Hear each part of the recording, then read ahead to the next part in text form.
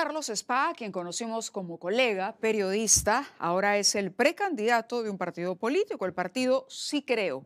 Está con nosotros, está concediendo todavía pocas entrevistas, dice, pero hemos podido encontrar un espacio en su agenda para que nos cuente cuál es la diferencia de esta propuesta Sí Creo en este mar de parque. Estamos hablando de 46 candidaturas. Carlos, bienvenido. Gracias, Mávila. Muchas gracias por estar en tu No, un programa. placer tenerte aquí.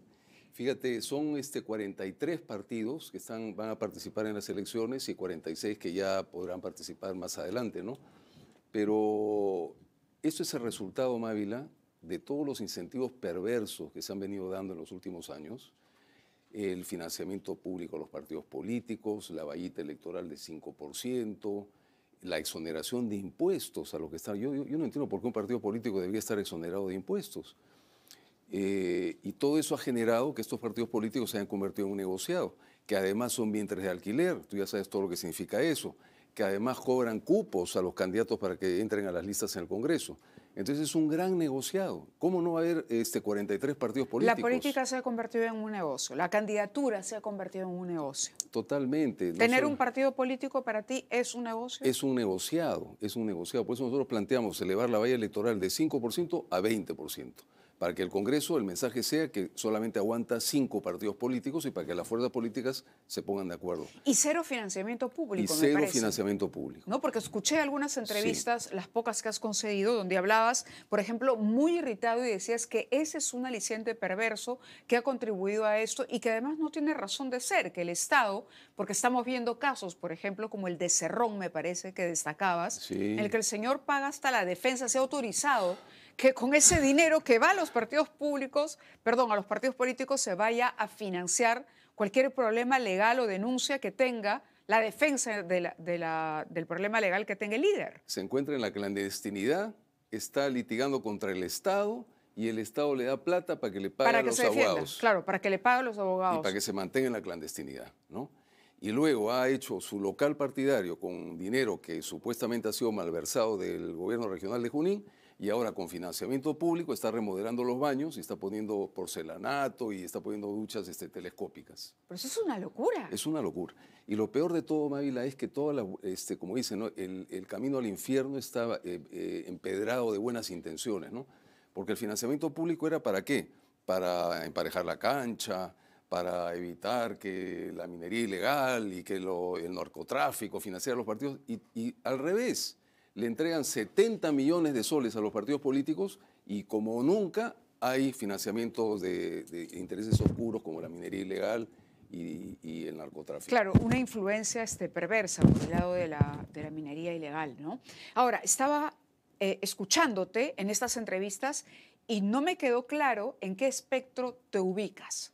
Tú estás en la derecha, en cuál de las derechas, porque ahora se ha subdividido la categoría, ¿no? En la izquierda, en cuál de las izquierdas o en ese centro que prácticamente no existe.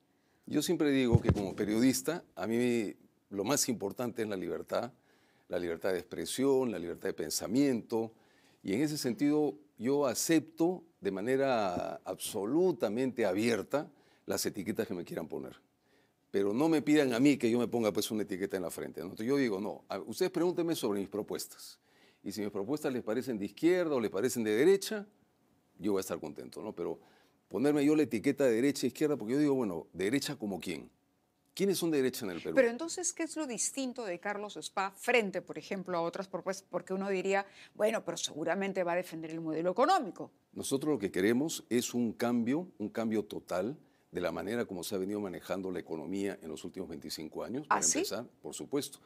¿Aún a pesar de los buenos resultados? A pesar de los buenos resultados. En los últimos 25 años el modelo económico es un modelo económico de chorreo, de piloto automático, que ha dado muy buenos resultados, pero que ha dejado al 30% de la población peruana fuera de los beneficios de ese modelo. Y entonces le han dicho, no, tú espérate, no, ten paciencia. Ajustas el cinturón y algún día te va a caer el chorreo. Y el problema es que ese chorreo nunca va a llegar por un problema de falta de conectividad y falta de infraestructura. Entonces, ese 30% de la población peruana que está molesta con el modelo tiene que ser incorporada, no puede ser invisibilizada. Entonces, nosotros planteamos un modelo que en lugar de ir de arriba hacia abajo, vaya de abajo hacia arriba, que dinamice las pequeñas economías, que incorpore a la sierra al milagro exportador de la costa, que a través de caminos rurales, de puentes, de pequeñas obras de electrificación, de depósitos de agua y de promover la asociatividad entre los agricultores de la sierra, puedan ellos incorporarse al milagro de la agroexportación que se ha producido en la costa en los Fue últimos una de 25 las años. razones esto de que no llegara el chorreo justamente a la base de la pirámide social en el país, por la que Castillo tuvo éxito en la última elección. Exactamente, exactamente. Yo planteo claramente que esa narrativa del fraude no es una narrativa que esté basada en ninguna prueba, en ninguna evidencia. El señor Castillo salió elegido por el malestar que existe en el Perú, por el problema de la falta de equidad que hay en el modelo económico, que ya ha dado todo lo que podía dar en estos últimos 25 años, y por la forma de hacer política, por la creciente ola de corrupción que se va apoderando del Estado peruano. Entonces, en base a esa insatisfacción, el pueblo del Perú eligió dar un paso hacia atrás, hacia la oscuridad que era el señor Castillo, y nosotros pensamos que el próximo año el pueblo del Perú va a dar un paso hacia adelante, hacia la modernidad y hacia la prosperidad compartida. También decías que justamente la elección de Castillo fue el detonante para decir o me quedo mirando y analizando o me remango la manga y voy a la cancha. Sí, efectivamente. Yo cuando vi ya que salió Castillo elegido, yo dije, nos vamos a mantener en el análisis, en la crítica, en el periodismo que hemos siempre hecho, y vamos a ver cómo nuestro querido país se va por el camino de Nicaragua, de Cuba, de Venezuela, o hacemos algo al respecto. Y entonces, bueno, decidí Dina eso. Boluarte, ¿qué balance haces del tiempo que lleva en el gobierno? Yo planteo siempre que Dina Boluarte es positivo, porque para mí la democracia es, por una parte, persuasión y convencimiento, y por otra parte, la democracia es aprendizaje. Y yo estoy seguro que el pueblo peruano ha aprendido de esa decisión que tomó él de votar por el señor Castillo, por la señora Dina Boluarte, y después de estos 5 años, el próximo año va a votar mucho mejor. ¿Pero calificarías como exitoso el periodo de Dina Boluarte? No, no, no. A eso No, iba la pregunta. ¿Cómo calificas la no, gestión no. Boluarte? La gestión Boluarte, Porque si bien es una continuidad para el elector de Castillo, Dina Boluarte lo traicionó.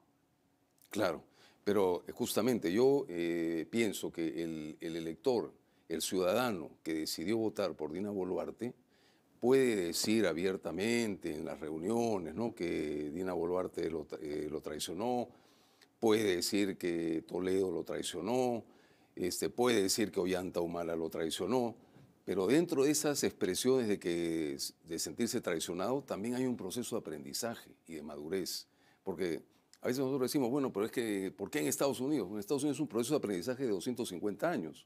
Nosotros tenemos un proceso de aprendizaje a trompicones.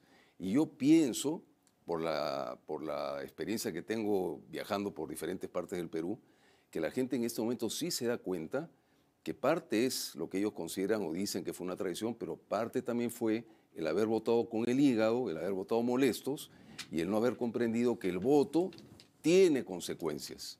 Tiene consecuencias para el Perú y tiene consecuencias para las familias y tiene consecuencias para el bolsillo de las personas. Entonces yo creo que sí, en las elecciones del próximo año va a haber un cambio de ciclo. No va a ser como plantean algunos analistas o encuestadores que van a pasar con 12%. No, no, no, no. ¿No Yo crees estoy eso? convencido que va a haber realmente un cambio en la política peruana y que va a pasar a segunda vuelta digamos, un político con 20-25% de la votación. ¿Crees que eso va a Sí. ocurrir? Las encuestas lo están diciendo. Fíjate, las encuestas, a pesar de las campañas millonarias, no voy a mencionar nombres, pero las campañas multimillonarias que están haciendo algunos candidatos que han llenado de carteles gigantescos todo el Perú, porque uno viaja por las provincias, las carreteras son llenas de carteles y tienen 8%, 6% en las encuestas, y en cambio hay un 65% de personas que dicen no sé, no opino, ninguno de los anteriores. Esas personas, al momento de la votación, van a decidir. Está claro que el 60% de los votantes eligen su voto el último mes, después del debate presidencial. Y el 20% de los votantes deciden su voto en la cola. Entonces ahora todo este digamos, discusiones y debates de las encuestas, están dejando de lado una mayoría muy grande, una mayoría silenciosa, que representa el 65%, por decirlo menos, de la población peruana que está esperando al último momento para decir su voto. ¿Has tenido la oportunidad de revisar los cambios que ha hecho el Parlamento, sobre todo de cara, digamos, al nuevo Congreso bicameral, a la conformación de la Cámara de Senadores y Diputados? Y no sé si has percibido o coincides con quienes dicen que la figura presidencial está debilitada. Sí. Es decir, que el Congreso ha ganado poder justamente por la debilidad, tanto del gobierno de Castillo como por el de la señora Boluarte. Sí. ¿Cómo va a impactar eso en quien resulte ganador como presidente? Va a ser un presidente al que le han restado algunas herramientas, le han limitado algunas capacidades también. Sí. Y el poder va a estar en el Senado. En los últimos 25 años se ha producido un proceso de debilitamiento de la figura presidencial a través de la creación de superintendencias para todos los, digamos, ámbitos de la economía, de los gobiernos regionales, las atribuciones transferidas a las municipalidades y luego la creación de un Congreso bicameral, a pesar de que el pueblo del Perú mayoritariamente, más del 80% de la población dijo no queremos un Congreso bicameral y le han metido al caballazo un Congreso bicameral y luego dijeron que iba a ser una Cámara reflexiva, una Cámara alta y lo que han hecho ha sido reproducir una Cámara de Diputados con un nivel intelectual paupérrimo, van a hacer lo mismo ahora con la Cámara de Senadores y luego dijeron que iba a ser el presupuesto el mismo. Y en este momento nos encontramos que el presupuesto del Congreso ha pasado de 350 millones de soles a 1.200 millones de soles y todavía falta ese nuevo Senado. Entonces es una burla realmente lo que se le ha hecho a la ciudadanía. Primero consultarle a través de un referéndum y luego meterle al caballazo la creación de una Cámara que no es una Cámara reflexiva, porque son 30 con distrito electoral único, pero son 30 que son diputados. Entonces están reproduciendo todos los vicios que hemos visto en el Congreso unicameral. Claro, pero también está el hecho, por ejemplo, de que se han limitado las razones por las cuales un presidente puede disolver el Congreso, ¿no? Y sin embargo, por otro lado, el Congreso tiene más atribuciones, incluso están hablando ahora de la reinterpretación del 117, de la suspensión presidencial. ¿Hasta qué punto estamos haciendo cambios estructurales y hasta qué punto el presidente va a tener limitaciones para gobernar y nuevamente va a estar en manos del Congreso? ¿Cómo lo ves? ¿Vamos a necesitar una nueva reforma política para recuperar la presidencia? No. No. No. Vamos a necesitar decisión política, Mávila. Y la decisión política empieza cuando tú demuestras el desapego por el poder y una convicción clara y una visión clara de lo que quieres hacer. Entonces, la Constitución, por más cambios y figuras que hayan querido introducir, tiene de todas maneras la cuestión de confianza. Y la cuestión de confianza tú la puedes plantear desde la primera semana de tu gobierno. Nosotros vamos a hacer eso. Nosotros vamos a entrar al gobierno a hacer reformas realmente de un cambio real. Y vamos a demostrar... Mencionemos algunas. Por ejemplo, vamos a secar el pozo de la corrupción. ¿Cómo? ¿Cómo vamos a secar el pozo de la corrupción? Uno, vamos a eliminar trámites, exoneraciones, autorizaciones, licencias. Todos los días vamos a eliminar todo eso que traba la capacidad de trabajo y la imaginación del pueblo peruano. Y en segundo lugar, vamos a hacer una radical reforma tributaria para reducir impuestos, reducir tasas y eliminar impuestos antitécnicos. ¿Qué impuestos, por ejemplo? Porque entiendo que estás en el segundo borrador ya del plan de gobierno. Sí, ya me falta. Ya dentro de poco vamos a presentar ¿Al equipo? Sí, vamos a presentar nuestro equipo y también ya vamos a llegar pues a la versión final que estamos... ¿Y algún nombre que nos puedas adelantar? No, todavía no. Pero sí vas a estar invitada. Confiaba en arrancarte ese nombre, pero me has dejado con las ganas. No, pero yo espero que tú Confiaba en que después de las entrevistas que he visto, dije, a mí sí me va a decir Carlos Spa. Tú tienes que estar presente en la conferencia de prensa. Pues. De acuerdo. Pero el Estado, el tamaño del Estado, por ejemplo, tú te ves en un gobierno que aplica algunas de las medidas que ha aplicado Milei, porque el gobierno ha crecido, el Estado ha crecido. Fíjate, se ha inflado. Después del proceso de privatización, con toda la cantidad de empresas públicas que fueron privatizadas en aquel entonces, claro, el Estado peruano tenía 1 millón de empleos públicos. Ahora tenemos 2.8 millones de empleos públicos. Es una locura. Es una locura. Pero quiero regresar a la pregunta que tú me hiciste. Por ejemplo, ¿qué impuestos?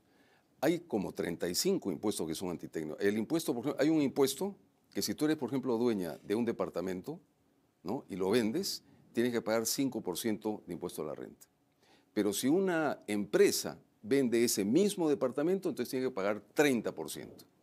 O sea, es un incentivo perverso para generar pitufeo, para eliminar cualquier traza de transparencia. Entonces, lo que vamos a hacer es un solo impuesto de 5% para las empresas o para las personas naturales. El ITF es un impuesto que supuestamente iba a combatir el lavado de activos. Sí. Yo pregunto, ¿el ITF ha aportado algo?